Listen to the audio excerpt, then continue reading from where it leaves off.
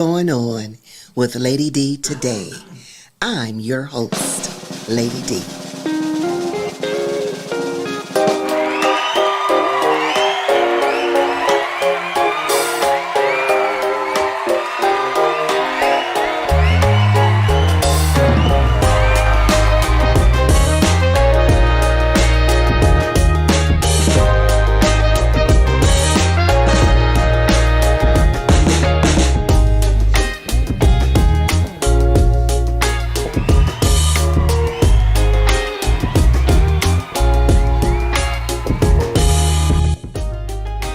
Join us every Thursday at 4 p.m.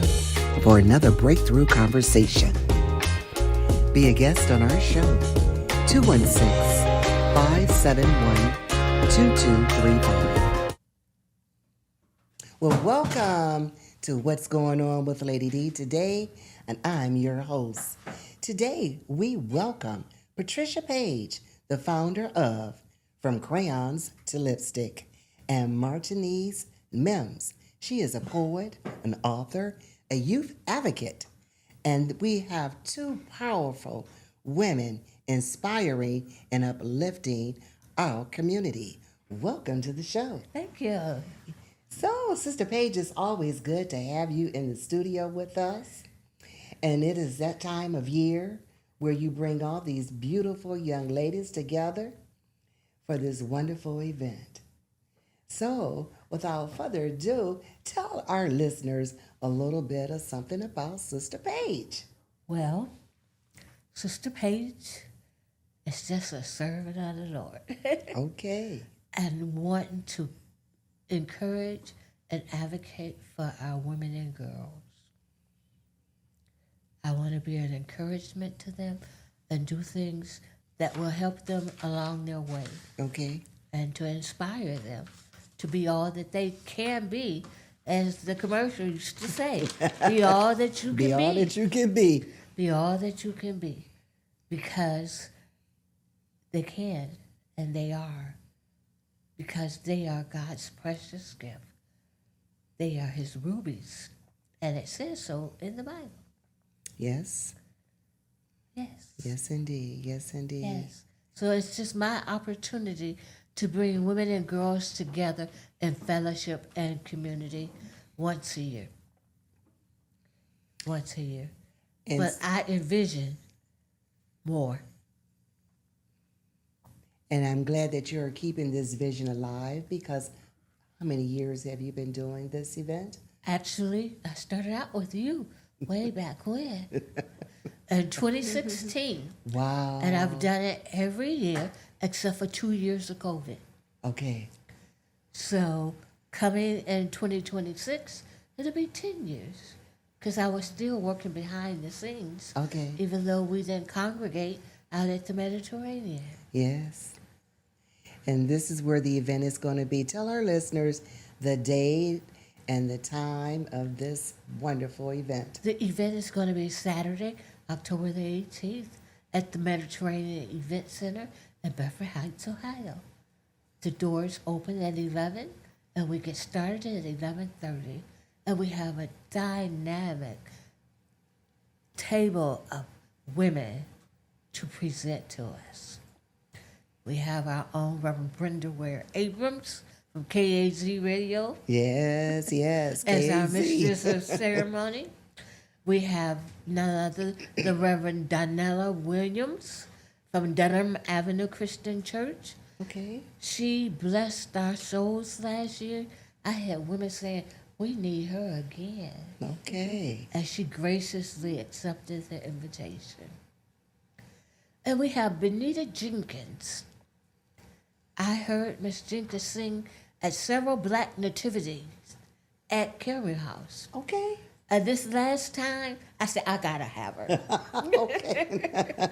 And I tracked her down, and she accepted the invitation. She has quite a voice. She has a voice, and even though she was on stage at Carmel, it was like from deep down within her soul, she was singing them gospel songs on the stage. Wow. Yes. And we're gonna have our own little Martinique Mims with us. Thank you. She's a member of the church that I attend, Okay. Lee Memorial AME Church, and she's in the dance ministry. Okay. And when I sit there and I see her, it's just like the Spirit of God moving all around her. That's so good. And so I invited her, and she accepted. Awesome. So we've got a wonderful lineup Yes. on this day, and the ladies always come and have a good time. And then you present the young ladies that have gone through the program. No, No? actually, it's not a program. Okay. I just, well, hustle up, children. Okay. This year, as a matter of fact, I am going to have as my special guest the Easter Star El Hasa Temple number 47. Okay. They're pom-pom girls. Oh. They range from like 12 to 6.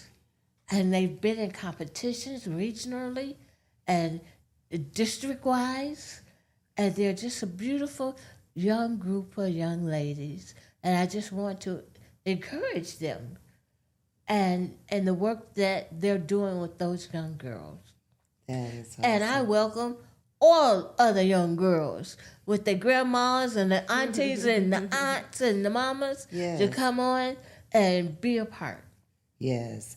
And this is going to be a wonderful event. And it's always nice to see the mothers and the daughters and the granddaughters and even the great-granddaughters and the little babies. They come, they enjoy a wonderful meal because the food is very good there. And then you present all these wonderful presenters that are there giving these wonderful speeches. I know you have Gail, the poet. Yes, but Gail won't be with us Gail will this be here year. this year, okay. No, she has another engagement. Yes, because I know she's quite busy. She's always all around town at everybody's over event. town. Yes, indeed. So now I want to talk with Mrs. Mims here. Because you are doing something amazing in our community. You're an author, you're a poet, you're a dancer, you are an advocate for our young adults. So tell me, what got you started into doing all of this? I think as a young person, I had a lot of people who motivated me and pushed me when I was in school, and it just stayed with me. And then I did a year of service, 2 years of service with City Year. Okay. I was a AmeriCorps member, and that just instilled me like Ubuntu, which means my humanity is tied to others. I am because you are, we are. And so I carry that wherever I go, and so I know that something is telling me I need to serve and give back in some way. That's awesome. Now, how does the performing, you do a media shape in your storytelling? Yeah, so through story, I see story like as colors. And so I think it's really important to give young people and the community a voice to tell their stories. Our stories can really connect one another. We don't know what we don't know, right? We don't know how somebody may and be impacted by what we share. Or we might not know someone's story is connected just based off like, oh, I know like your mother from down the street, or I know a teacher that you had, and somehow we have a connection. And I think that is really important. So I try to weave in stories through my art.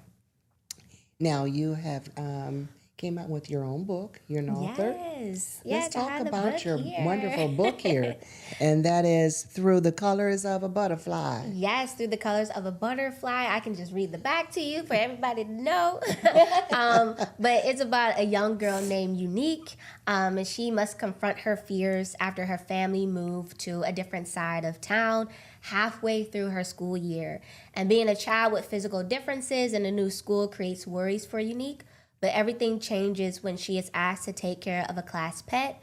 So in this story, you're going to just join Unique on a journey of self-discovery to celebrate differences and find out exactly how unique she really is. And I wrote this story based off the students that I worked with at City Year. I worked with third grade students, and I saw them just engage with each other and see their own differences. And sometimes they felt very bad about themselves, and that hurt me to see my students like that. And so I wanted to kind of showcase them and their uniqueness. And like you mentioned, God is in all of us, and if we can see that light, even as a young child, who knows what we can do. And so I wanted to make sure that kids knew that. That And is adults. awesome. Adults can see that too. Yes, because I was looking at it. It's so beautifully illustrated. You know, it's very colorful, and it draws the children's attention. Because I have a little grandson, and he loves his books. He'll sit up and always want me to read him a book, and I do. And they're drawn to colors, and they learn from pictures. Yes, and I colors. wanted to shout out Sequoia Bostic. That's my girl. She illustrated this. She's a local Cleveland artist, and she does phenomenal work all over the city. And we've done performances together, and we just linked up. And I said, "Please, can you help me?" And she did. And I'm actually interested in writing a new book about a little boy. And Okay. so we'll see what happens with that. Okay, that'll be interesting. And now tell me, what impacted you when you were teaching dance and storytelling at the Rainey Institute? Because you've also worked there as well. Yes, I love Rainy. They gave me opportunity to come in on their Saturday classes. And I always wanted to do storytelling through dance and find a book, any book, not my book, it could be anyone's book, Right. for young people to kind of read. I like reading literacy and dance together. And so, yeah, Rainey Institute gave me the opportunity to teach these classes, and I did it for about 2.5 years. And yeah, my students, I was interested also in like nutrition. And so I found these food books for young people, and we read the story in the dance studio. And then we performed a piece about harvest and just about Kwanzaa. And it was a beautiful piece where we talked about emotions and how do we feel when harvest comes and when food comes to our table. And so, yeah, it just kind of came together, and I just really enjoyed that. That's great. Now, for people who are not familiar where the Rainey Institution is, would you tell our listeners where it is located? Yeah, so Rainey Institution is located near the Huff neighborhood. It is, I don't know how long it's been around, but I know it's been around for over 70 years. My grandmother and grandfather went to Rainey Institute. It used to be in a house, I believe. And so, yeah, it offers a lot of opportunities for students after school, on the weekends, to kind of just get a self-expression and get out of whatever they might be going through at school or at home, and just be able to be free. And I really love what they offer the students. Because they have a variety of different classes, music and arts. Yes. We have students who are playing the violin. I brought my drum. I also do the djembe in my classes. Oh, do you? And so I had the students dancing to that, and they had like a cooking class for kids, and then also drama and theater. So it's wonderful. That is really nice. And our youth, they need to be exposed. Oh, yes. Get the exposure at such a young age so they know it gives them choices. Because they may find something there that they may want to, become a profession in. Oh, for have sure. it as a I never profession. knew because and we talked earlier offline here about Right. the NAACP. And through them, when I was in high school, I started an AXO program. And I got to go nationally to Kansas City, to New York, and perform poetry and theater and dramatics. And I never knew I could do that. But somebody from school, a teacher, a mentor, guided me and told me that you should try, at least try. Right. And that just kind of changed my trajectory and my path. And that kind of wound up here somehow in dance. I don't know. Now, Sister Paige, I want to go back to you and ask you. So from this event, how do you want women to feel after leaving? I want them to feel special, loved, and empowered. I want them to shed some of the weight that they carried when they came in and feel some freedom to move on in new directions. because this is a safe space. I've been to some of the luncheons and they laugh, they cry, you know, they're among their sisters, and we should be supporting each other because everyone is going through something. And more so today than ever because our economy is changing, times are changing, you know, and you just never know when it may be you. You're right. And I could tell you, last year was difficult for me. It was a trying time when I held crayons. But what let me know that I was still doing the right thing and what needed to be done. Reverend Williams, she says, she called me Mother Page. Mother Page, I need to do something at the end of her sermon. She said, I need to do something. And there was a lot of young people there from her church or what have you too. She said, somebody in this room needs prayer right now. Right now. She said, can I tell them to come up for prayer? And I saw women coming forth. I saw other ministerial staff from different congregations coming forth to pray with these women. I saw teenagers coming up with tears in their eyes. And all I could say was, yes, Lord. Yes. Yes. That's really great because, you know, our youth, they're going through a lot today. There's a lot, you know, a lot of them are dealing with being homeless. And I never realized how much the being homeless is on the rapid. They come from broken homes and there's no one to hear them. And so they get misled sometimes by following others at their same age that really don't know any more than what they do, you know? So it's important to be able to be welcome in and to come in. Your church, Lee Memorial, you guys are always doing something wonderful in the community. Let's talk about that.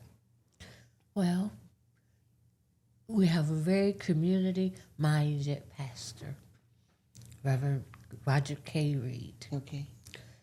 And he believes in taking care of the community at large. And so when we do something, like we have Miracle on 105th Street in the summer, Yes. we give away brand new bicycles. And we give away food, not just hot dogs, a meal. A meal. And we have different community people come in for blood pressure checks and wellness checks and what have you. And then we do the same thing at Christmas time. And we're part of that Glenville community. And I grew up in that Glenville community. And so they are taking care of their own, as well as the congregation. And the congregation comes from all communities. Right. But we are taking care of where we live. And that is excellent. Because I know you can ride down 105th Street sometimes. I ride and I see the tables with the clothes out there and the coats lined up, you know. So you are looking out for the people in the community. And that is so important. And I think a lot of different communities are tuning in to helping those that live right there because, you know, even when we're cleaning out our closets and things like that, you know, we should be giving that away, you know, to someone else that can use it. Right. You know, because we buy so much stuff. We buy stuff that we don't even half the time need or even wear, you know, and someone else can really benefit from it. So that's really good to look out because God wants us to look out for our brothers and sisters. Yes. Can I give a shout out to Yeah Ministry? Sure. So that is also a part of Lee Memorial Church. We just started that this year officially. Okay. It's for youth and young adults. So like any young person from like, I want to say 10 all the way up to 45. That's what pastor always say. 45, you're still a youth. So we want people to come down, and we do different events. We're trying to plan a bowling and a skating event and a service event for MLK soon. And then we're trying to do a book club about purpose. And we're really wanting to get young people to just be open to talk about God and be okay if you have questions and things like that. And I'm really excited to be a part of the core group. So shout out to Yeah. You know, your church has done an amazing job with you because you're just shining. You know, it's there. You're so vibrant, and this is what our young people need to see is a young woman like you. And you look like you're pretty young too. So, but you can relate to them. You know, they gravitate to their own age category. They have a tendency of listening more. Sister Paige, I would like to ask you, what is your vision for the future for From Crayons to Lipstick? To do more than just host a yearly luncheon. That is my vision. Okay. To bring women and girls together, maybe not all at the same time, but to offer workshops. And, you know, Crayons to Lipstick is not a fundraiser. Okay. So it's not like we're making money off of it. But there are avenues within the community. You could go to the county library and book a big room, a lecture hall, Okay. to host an event. So I want it not just once a year. And what I plan to do this year is just to take a poll through a survey to pass out to find out what their interests are. Now, are you collecting wigs again this year? Yes. Let's tell our listeners about that. I have a couple of so they'll service know. initiatives. This will be our third year of collecting new and gently used wigs. If it's gently used, just wash it, put it in a plastic bag. For My Sister's Keeper, who caters to and supports women in cancer treatment. It is a beautiful program. They support the women who are surviving, those who are struggling. And this past year, they even put in a program with the help of a local council person to have sitters at the hospital while the woman is having her treatment with her children. Oh, that's wonderful. That's wonderful. They have a great prayer circle on Tuesday nights Okay. via Zoom. Okay. And it's just a wonderful program, and I fully support Sherry White and her endeavors and just all of those who help her along the way. And this year, this past fall, I became acquainted with a program called Matthew 25, where they collect empty prescription bottles. Okay. All you have to do is take the label off. Okay. Bring them to Crayons. I've been collecting them all along because in third world countries, these pharmaceuticals, they give them some medicine, but nothing to put it in. Wow. Wow. I didn't know that. Either. So maybe they pass it out little by little. But yes, they collect these bottles. Well, I will not be throwing mine in the garbage anymore. Yes. My mom was always looking to where to place it. Yeah, I just, after I'm bring finished, I mine. toss it away. I never knew Yes. that. So that's my new initiative, along with constantly supporting My Sister's Keeper. Okay. Because, you know, some women, they go buy a wig every month Yes, and yes. don't wear it anymore. That is true. And Yes, somebody could use that wig. yes. And they have a little boutique set up at My Sister's Keeper so that they come and shop.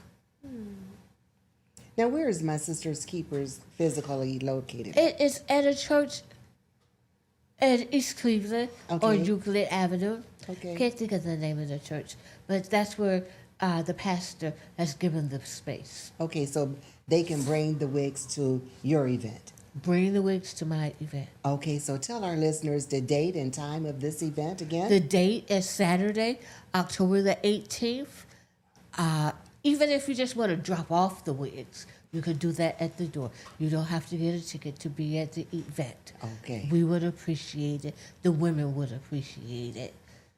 All right, ladies. So get in your closet, get them wigs out that you're not using anymore, because someone else can really benefit from your wigs and help them looking good.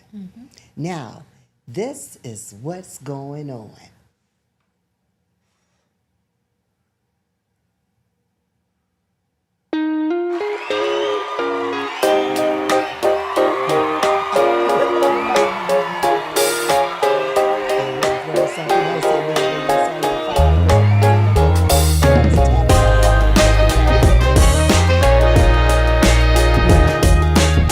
Thanks for watching. Join us every Thursday, and you too can be a guest straight from KAZ Radio Podcast Studio. Contact me. Yes. Let's do that, and then All you right. can talk about where I'm gonna ask you about where they can get the book. Okay. Okay.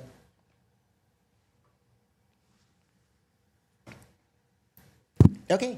So, Sister Paige, how can someone get the tickets for the luncheon? They could get tickets from the luncheon through Zelle at 216-410-2509 or Cash App $chicken. 1954. That's what my dad called me when I was a little girl. Chicken. That's how I was so skinny. Okay. Or if you want more information, please call me at 216-410-2509 or shoot me an email, Patricia A. Page, Page, @gmail.com. And tell us how they can get this wonderful book. Yes. So, any readers or anyone interested in literacy, you can find The Color of Stories on Amazon. It's also on Barnes and Noble's website. And if you want something specifically for me to like sign it, write a special note to a young person you want to send this to, you can also email me at helloreaders@thecolorofstories.com. And you will have this book at the event. Yes, the book will be that there. Saturday. I'm so excited to be there And so they myself. can get an autographed book. Yes. As well. All right. So now that is what's going on. If you are doing something amazing in our community, please give me a call.